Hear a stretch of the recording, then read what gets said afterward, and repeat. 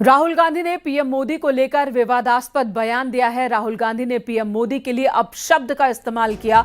उन्होंने पीएम मोदी को गद्दार कहा। राहुल गांधी ने लोगों से अपील की कि जब भी बीजेपी आरएसएस के लोग आपके सामने आए और नरेंद्र मोदी अमित शाह की बात करें तो आप उनसे खुलकर कहिए नरेंद्र मोदी और अमित शाह गद्दार हैं।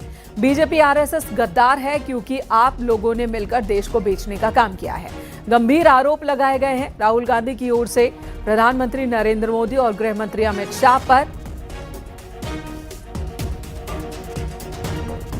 जब ये आरएसएस के कार्यकर्ता आपके सामने आएंगे, नरेंद्र मोदी की बात करेंगे, अमित शाह की बात करेंगे, उनसे आप सामने उनको कहो कि आपका प्रधानमंत्री गद्दार है, आपका होम मिनिस्टर गद्दार है, आपका संगठन गद्दार है, आपने हिंदुस्तान को बेचने का काम किया है।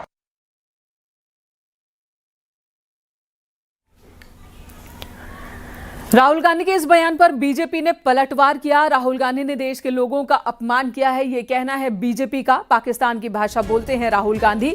तो बीजेपी ने इस तरह से राहुल गांधी पर पलटवार किया और कहा कि जिस व्यक्ति को देश की जनता ने चुना उस व्यक्ति को गद्दार कह रहे हैं और इस तरह से राहुल गांधी देश के लोगों का अपमान कर रहे हैं।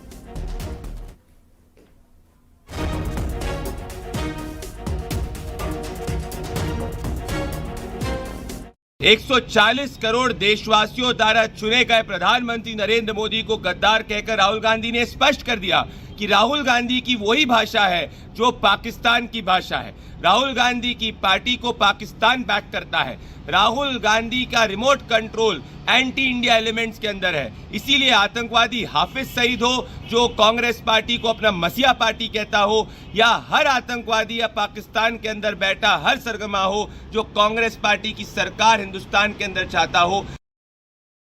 और इस वक्त राकेश त्रिपाठी प्रवक्ता बीजेपी हमारे साथ जुड़ चुके हैं। राकेश जी, जो भाषा राहुल गांधी इस्तेमाल कर रहे हैं, आखिर इस तरह की भाषा, इस तरह के आरोप पीएम पर, केंद्रीय गृह मंत्री पर, आरएसएस पर राहुल लगा रहे हैं खुलकर सभा के दौरान, तो क्यों?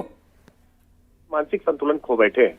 एक के बाद एक लगातार पराजय हो रही है। देश भर के अलग अलग राज्यों में जिस तरह से वो सरकारें खो रहे हैं, आज पूरे उत्तर भारत से कांग्रेस पार्टी, एक हिमाचल प्रदेश को छोड़ दिया जाए तो पूरे उत्तर भारत से पूरी तरह से समाप्त हो चुकी है।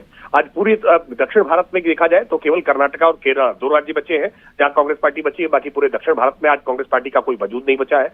उत्तर से लेकर दक्षिण तक, पूर्व से लेकर पश्चिम तक आज कांग्रेस पार्टी अपनी दुर्दशा का शिकार है और इसके कारण से आज राहुल गांधी अपना मानसिक संतुलन खो बैठे हैं। वो हैबिचुअल ऑफेंडर है, वो बार बार इस तरह के अपराध कर रहे हैं। देश के आज दर्जन भर से ज्यादा ऐसे जिला अदालतें हैं जहां पर राहुल गांधी के खिलाफ उनकी बदजुबानी के मामले में मुकदमे चल रहे हैं, ट्रायल चल रहे हैं और राहुल गांधी बाकायदा सजायाफ्ता घोषित किए जा चुके हैं इस तरह की बदजुबानी के मामले में ही। लेकिन राहुल है कि मानते नहीं, वो बार बार इस तरह की भाषा प्रयोग करते हैं।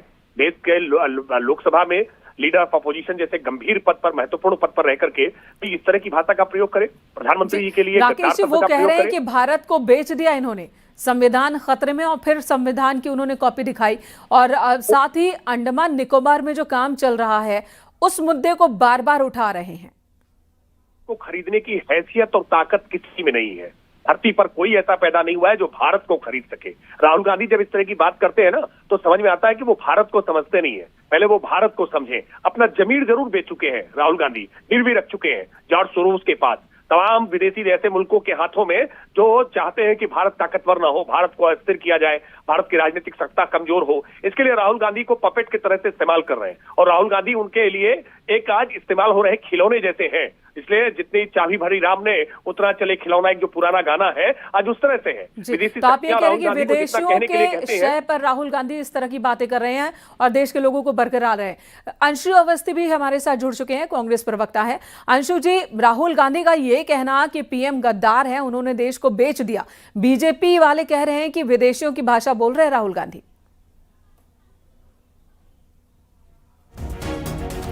अंशु अवस्थी, एक बार फिर हम उनसे संपर्क करने की कोशिश करेंगे, फिलहाल उनका संपर्क टूट गया है शायद। राकेश जी हमारे साथ मौजूद हैं।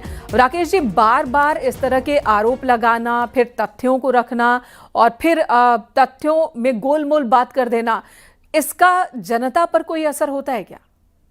जनता पर कोई असर नहीं होता है, कांग्रेस पार्टी पर जरूर असर होता है। कांग्रेस पार्टी इसीलिए फिर लगातार और डाउन होती है। निश्चित तौर पर पूरे विश्वास के साथ कह रहा हूं, राहुल गांधी के इस बयान का खामियाजा हिमाचल प्रदेश के आने वाले चुनावों में कांग्रेस पार्टी को भुगतना पड़ेगा। इसका खामियाजा कांग्रेस पार्टी को कर्नाटक के आने वाले चुनाव में भुगतना पड़ेगा। कांग्रेस पार्टी को इसका खामियाजा देश के आने वाले लोकसभा के चुनाव में भुगतना पड़ेगा। कांग्रेस पार्टी इस बार तो लोकसभा में नेता प्रतिपक्ष का स्तर पा गई थी, इस अगली बार फिर 2014 की भांति ही लोकसभा में नेता प्रतिपक्ष का स्तर भी नहीं मिलेगा। कांग्रेस पार्टी इसी तरह की अगर बदजुबानी करती रहेगी, राहुल गांधी के नेतृत्व में ऐसे ही हरकतें करती रहेगी, तो निश्चित तौर पर कांग्रेस पार्टी का हश्र और भी खराब होगा। जी, अंशु अवस्थी जुड़ गए हमारे साथ एक बार फिर। अंशु जी, राहुल गांधी के इस बयान पर आप क्या कहेंगे? उन्होंने पीएम को और केंद्रीय गृह मंत्री को गद्दार बताया है। बीजेपी कह रही है कि राहुल गांधी विदेशियों की भाषा बोल रहे हैं।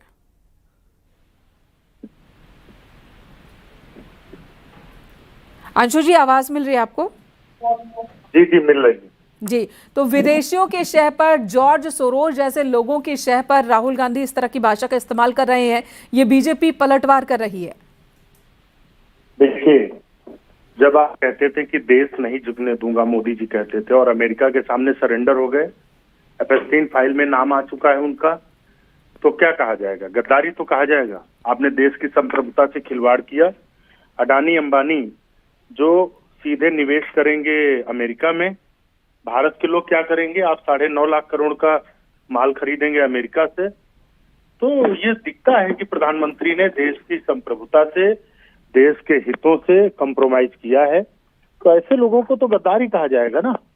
आप सीधे इस देश की जितनी संपत्तियां हैं उनको आप किसी उद्योगपति मित्र को बेच रहे हैं, और जो आम आदमी है उसकी आय घटती जा रही है। आप डीजल पेट्रोल जब अंतर्राष्ट्रीय मार्केट में सस्ता था उसके बाद भी आप नहीं दे रहे थे। 700 किसानों की जान चली गई क्योंकि आप 3 काले कानून लाए थे।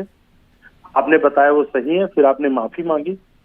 तो जो प्रधानमंत्री हर एक योजना का विरोध करते थे, आज उसके समर्थन में है।